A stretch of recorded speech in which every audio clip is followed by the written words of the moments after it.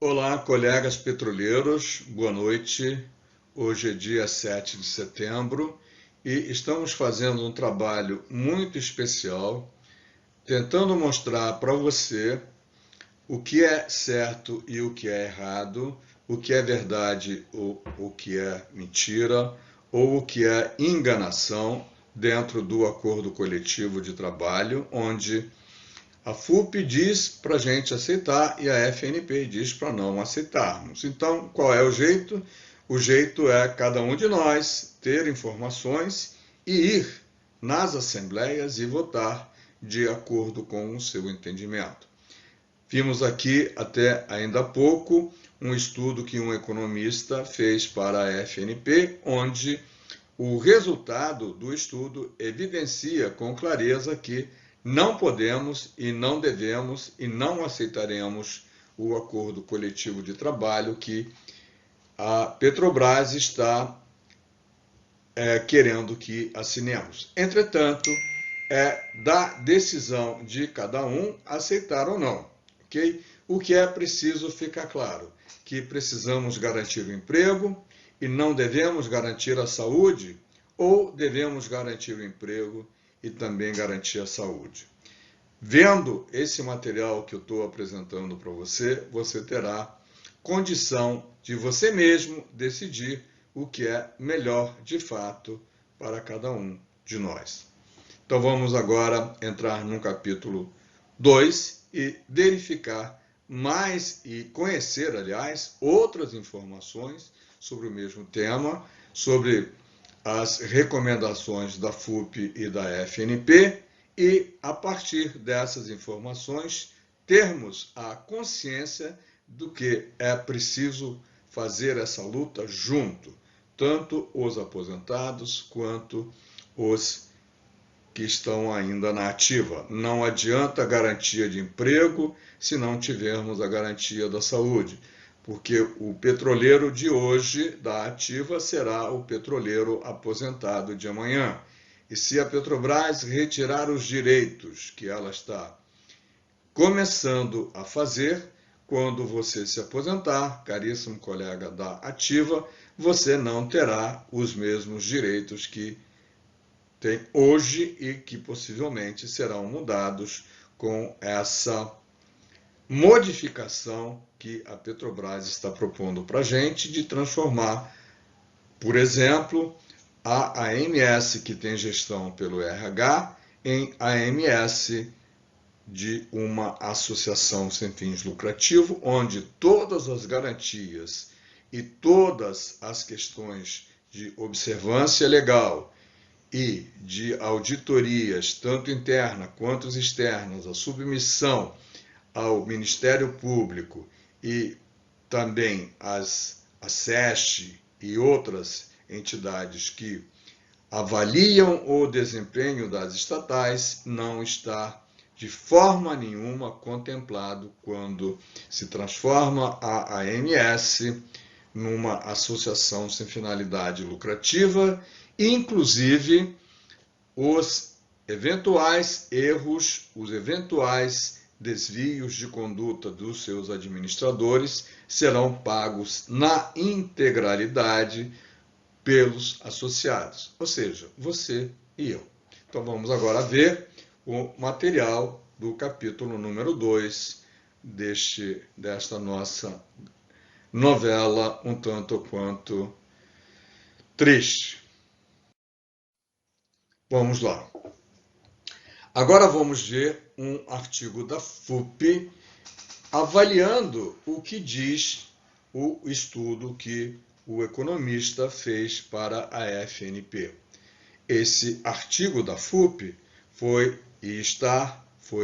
postado e continua lá no site oficial da FUP, tá? E foi publicado no dia 4 de setembro, ou seja, 3 dias atrás. Sobre o artigo, a FUP, ou quem analisou lá na FUP, diz o seguinte: texto raso sobre a AMS ignora fatos sobre mudanças propostas pela Petrobras. Seguindo, circula nas redes sociais da categoria petroleiro um texto intitulado "Quanto os petroleiros perderão de sua renda com a proposta da AMS". Isso foi o que nós vimos no capítulo número 1 deste material que eu estou apresentando para vocês. Esse texto teria a intenção de ajudar no entendimento e nos debates sobre os efeitos da proposta da atual gestão da Petrobras para a AMS, tanto no aumento da participação dos beneficiários, quanto na mudança da condição de solidariedade entre eles. Mas, infelizmente, diz a FUP, o texto traz muito mais problemas do que realmente ajuda no debate que a categoria deve fazer em suas assembleias.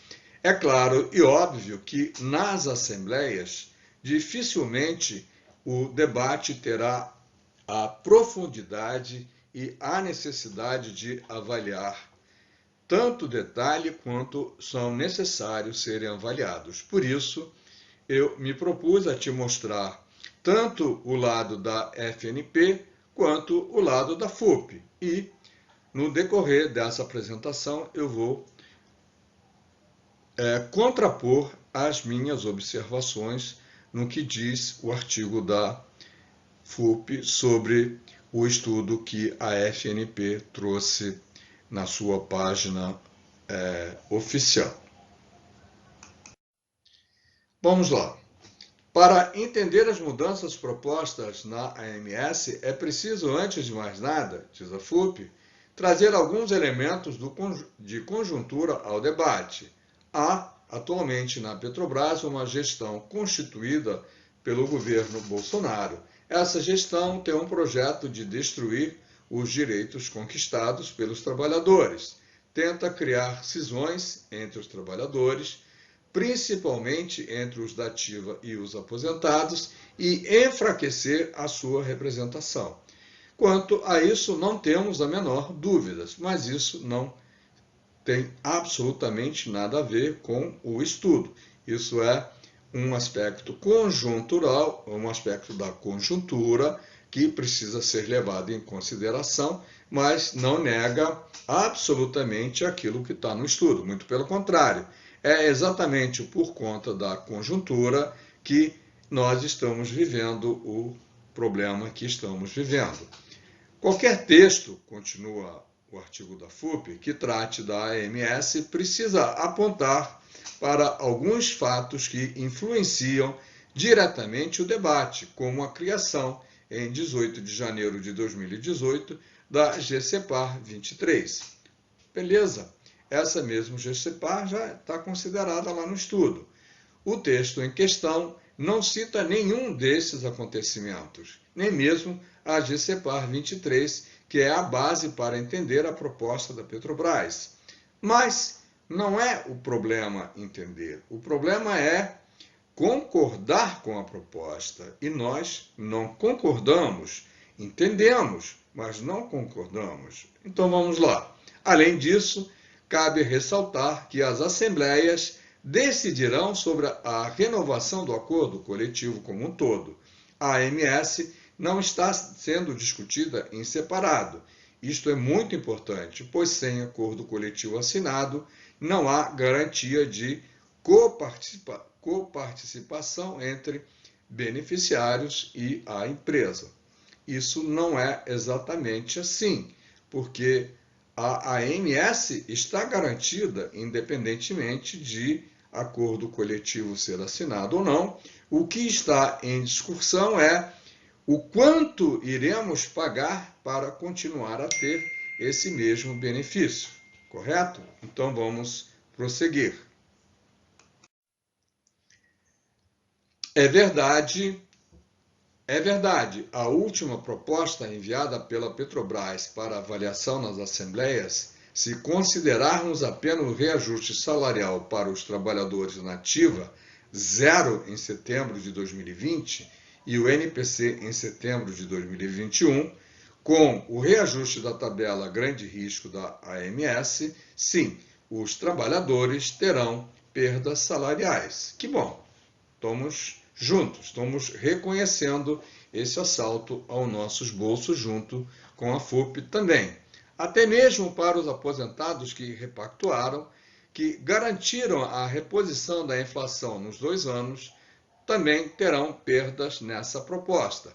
O texto só não diz, em nenhum momento, que se trata de uma proposta fruto de negociação, de um acordo coletivo, com várias outras cláusulas que também precisam ser consideradas. Não estamos negociando apenas a AMS. Sim, com certeza, não é só de AMS que estamos tratando. Inclusive, tratamos de outras perdas. Mas vamos lá. No trecho onde é comparada a tabela atual do grande risco da AMS 7030 com a tabela que será aplicada em janeiro de 2022, 50-50, ou seja, nós vamos pagar 50 e a Petrobras irá pagar 50.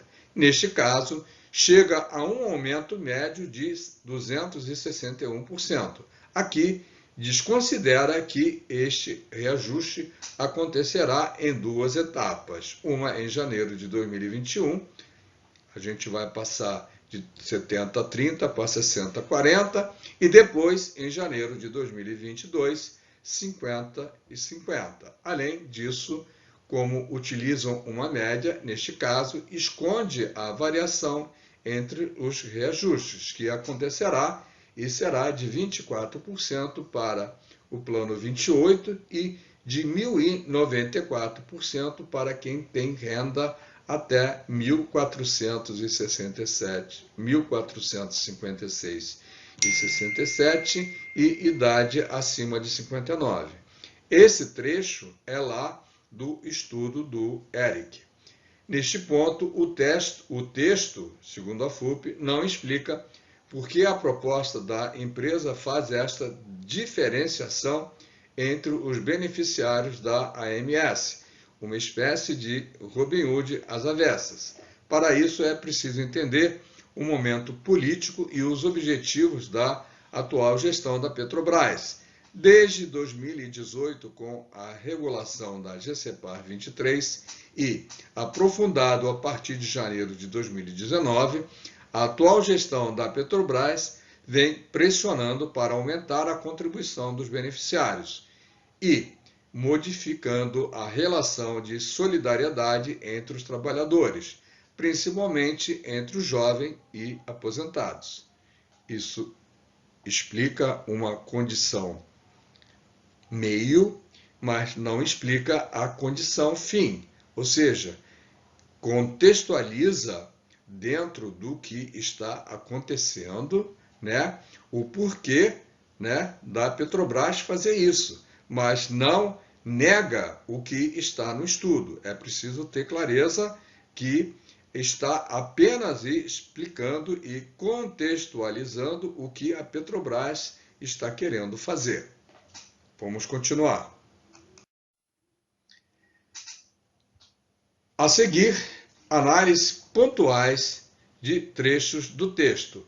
Considerando o tempo da análise do texto, poderiam mostrar os avanços que as negociações conquistaram entre a primeira proposta apresentada pela empresa e a segunda proposta. Mesmo se considerarmos os reajustes da tabela de grande risco até janeiro de 2022, como mostra a tabela 1 do estudo ou do texto, e compararmos com a tabela apresentada pela Petrobras na primeira proposta, é possível perceber alguns avanços. Para as faixas de maior renda e menor idade, na primeira proposta da empresa havia uma redução de valores em até 37%.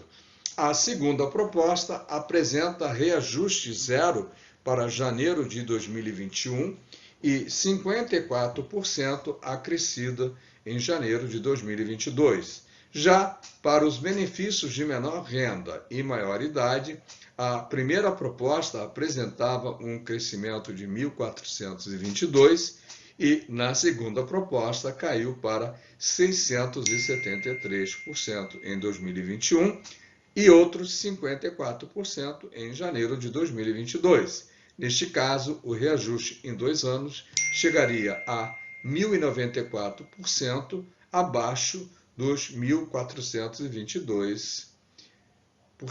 Realmente é um absurdo, mas já foi pior.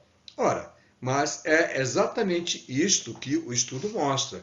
Mostra o absurdo que a Petrobras está querendo que nós aceitemos, que deixemos de ser um plano mutualista, onde nós entramos com 18, 20 anos, 22 anos na empresa, saímos de dentro da empresa com mais de 60 anos, pagamos esse tempo todo pela AMS e agora que somos sessentões, precisamos pagar muito mais do que pagamos talvez até o presente momento. É realmente um absurdo.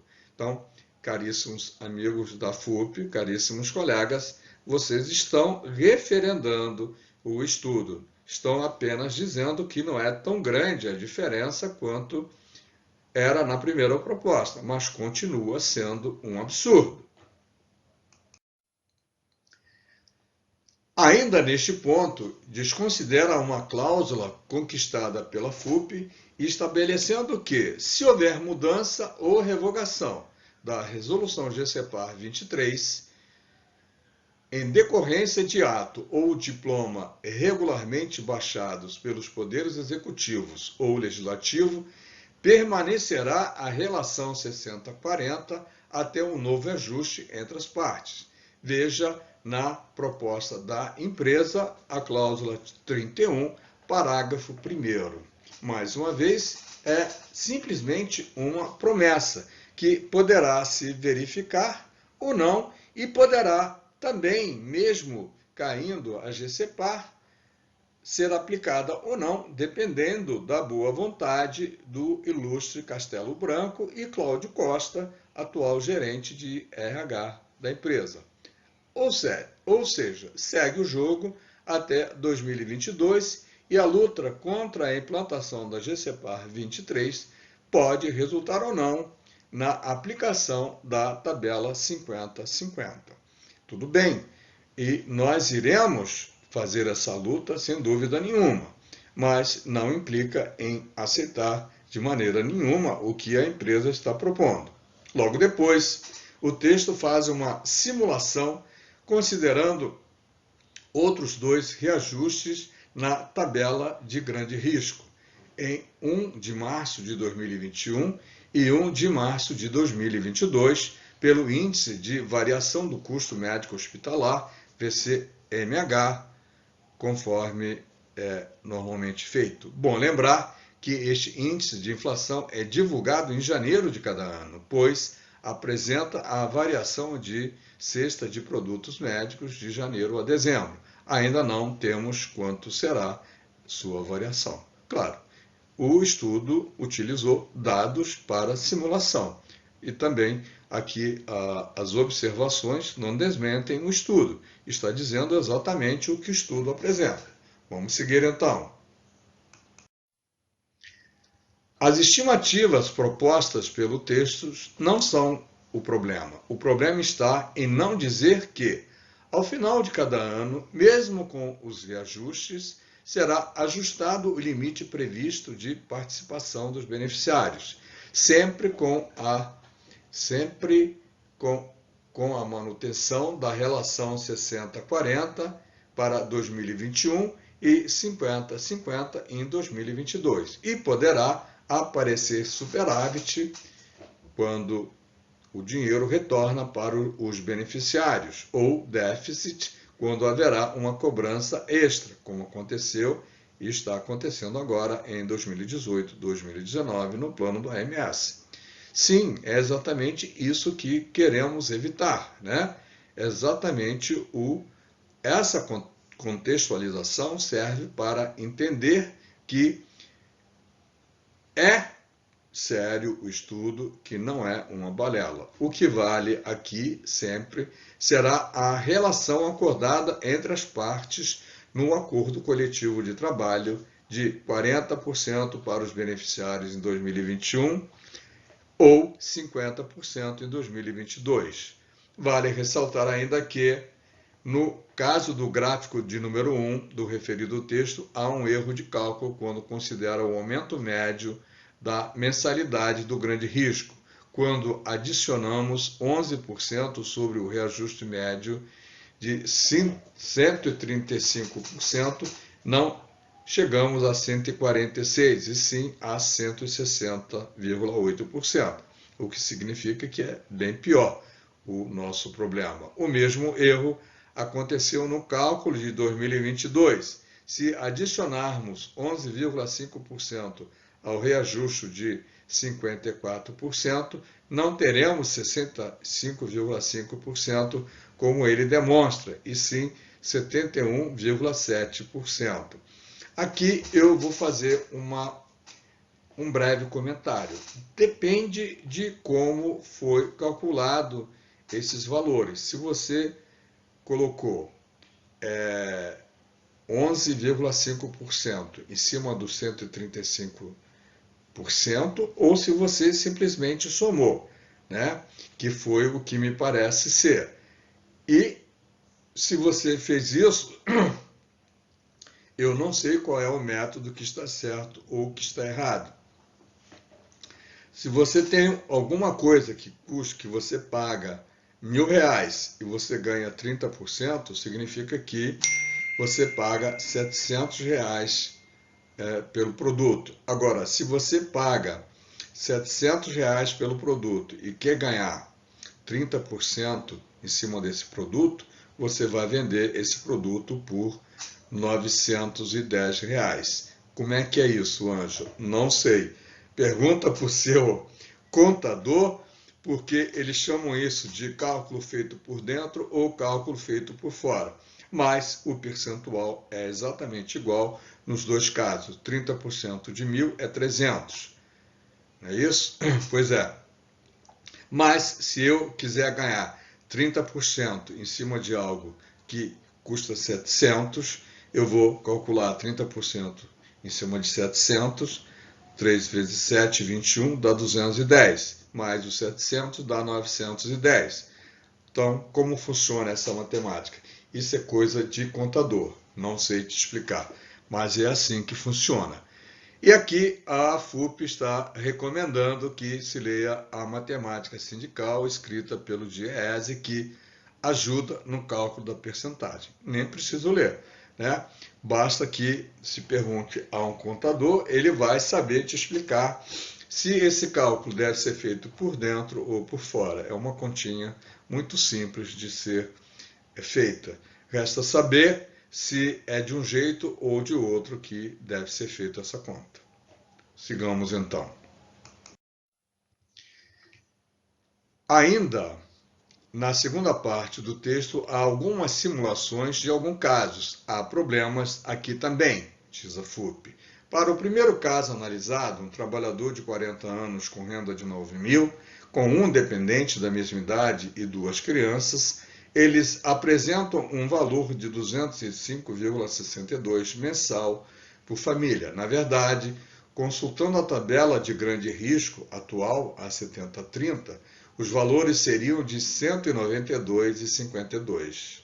Depois fazem comparações dos efeitos das novas tabelas, mas não cabe aqui apontar a base de cálculo estava errada. Pode até ser que estava errada, ou que esteja errada, mas convenhamos, não é algo que significa grande impacto a favor, né, do próprio plano propriamente dito ou a nosso favor. A diferença sempre será muito grande. Não dizem que, continua a FUP, que para este mesmo caso, hoje a família gasta 2% da sua renda com o plano de saúde para 4 pessoas. Com os reajustes que sofrerão com as novas tabelas, essa relação passará a ser de 5% em 2021 e 7% em 2022, quando a despesa mensal dessa família com a SMS chegará a R$ 643,50. Até aqui está tudo indo muito bem. é aquele cara que se jogou do 20º andar, que chegou no 10º andar e diz, até aqui tudo bem, e continua a descida vertiginosa para suicídio. Vamos lá, ainda analisando o contexto da FUP. Por fim, comete um outro erro o estudo em falar em mudanças na coparticipação que passaria para 50%, embora isso não tenha sido apresentado pela empresa. Importante dizer que não haverá nenhuma mudança na tabela de pequeno risco da AMS, não muda as coparticipações. Tudo bem, nenhum problema, mas dependendo da sua idade, dependendo da quantidade de filho, os pequenos serviços incluídos no pequeno risco ficam muito caros e dependendo disso, realmente a participação hoje já é de 50%. Então, não tem problema algum. Basta você olhar o comprovante que a Petrobras manda para sua casa e você vai ver que pagamos, em alguns casos, ou talvez na maioria dos casos, 50% dos pequenos, ou melhor, do pequeno risco. Pequeno risco, de novo, para você não esquecer, é consulta médica, é exame laboratorial, é exame hospitalar, tudo o que você faz para se manter saudável durante o período que você precisa se consultar rotineiramente com seu médico. É preciso fazer um debate franco com a categoria. O momento requer seriedade nas análises para que tomemos as melhores decisões possível. Uma boa assembleia a todos. Confira as informações para discussão sobre as AMS nas assembleias. Eu vou além. Volta para o slide de número 1 e olhe o estudo que a FUP apresenta. Infelizmente, caríssimos colegas da FUP, vocês, na avaliação ou na contra-argumentação ou na argumentação que vocês fazem sobre o estudo, vocês estão simplesmente endossando, né, o que o estudo diz. Apontam aqui ou ali algum erro de número, algum erro de percentual e confirmam tudo o que o estudo traz de informação e de alerta para que não se aceite de forma alguma o que a Petrobras está propondo. Eu diria que, para o bem de todos e felicidade geral da família petroleira, seria de muito bom tom que a FUP e a FNP dessem as mãos e seguissem juntas lá para a Avenida Chile e dissessem um sonoro não para o ilustre Cláudio Costa dizer para o presidente da Petrobras que os petroleiros da ativa e os petroleiros aposentados não desejam esse acordo porque ele é lesivo a ambos. Ele não é apenas lesivo àqueles que estão aposentados, ele é lesivo também aos petroleiros da ativa. Prezado colega petroleiro da ativa, entenda definitivamente uma coisa. A AMS é um plano de saúde onde nós praticamos o mutualismo, coisa que não existe nos planos de saúde da iniciativa privada. Por isso ele é bom, porque quando nós não utilizamos, pagamos muito pouco e contribuímos, apesar disso, com aqueles que o utilizam, às vezes intensivamente. E essa característica de mutualismo é que faz a grande diferença. É isso que você precisa entender e a Petrobras não diz e às vezes a FUP não deixa muito claro ou às vezes está muito mais preocupada em evidenciar, eventualmente, alguma coisa boa que consta do acordo coletivo, porque envolve muito mais coisas, e deixa de evidenciar o absurdo que é a proposta para a AMS. Vamos continuar.